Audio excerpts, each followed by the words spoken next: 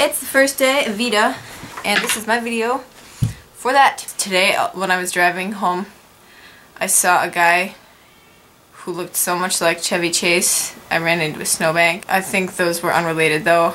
I was turning the corner pretty tight, and then there was a guy who looked like Chevy Chase, so I was like, is that Chevy Chase driving through suburban Minnesota?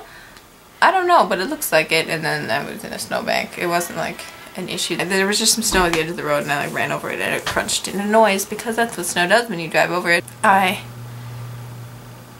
realized that I spend more time at theater rehearsals than I do at school. Today I was at school from 11 to 1, and then I was at theater from 2:30 to 6. I decided to part my hair on this side instead. What do you think? I realized that when I brush my hair, I use my right hand because I'm right-handed. I go to brush it, and I brush, and it's like, "Nrr, brush," because that's the hand I was brushing with. And usually I go from that side. So I'm curious as to whether handedness has anything to do with what side people decide to part their hair on. Because if you're left-handed, like, naturally it'd be easier to brush it like this, because then you're just like, a lot of brushing over here, not a lot of brushing over here. But if you're right-handed, other way around. I don't know, maybe I'll fix it to be more efficient. But I also just learned that I have to keep my hair this long. It doesn't even fit in the frame, that's how long it is. Until frickin' May 15th.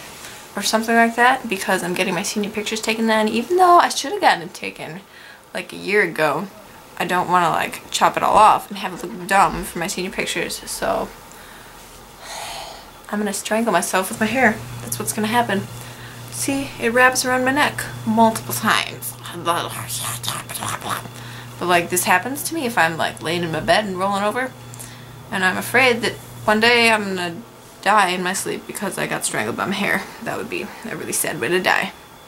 Not interesting at all. A funny way to not die would be to get the bubonic plague from a prairie dog, because the prairie dogs carry the plague, and if one bites you and you get it, that like they can cure the plague now. Like, it would still not be a fun thing to have, but you'd be like out of commission for a couple weeks, and then you come back and people are like, "What happened to you, bro?" You're like, "Oh, just picked up the plague from a prairie dog. I'm sorry." Because prairie dogs, they seem like little harmless animals. They can't do anything. And like the plague, people haven't had that since like 1460. Skittles. Frickin'. They have the new green apple, green flavor instead of lime. It's so not good. Unnecessary. Why did they change that? Like, there was not some public uprising like, "We hate lime Skittles. Get rid of them. Make green apple." Green apple does not taste good. It does not mesh with the other flavors of the Skittles. So like, if you take a handful of Skittles, you can't just be like, "Oh, yeah." It's now like, "Oh, what is this apple stuff in there?" You have to like pick out all the green ones, eat those first, contemplate offing yourself, and then eat the rest, because freaking green Skittles. No, I'm not a fan.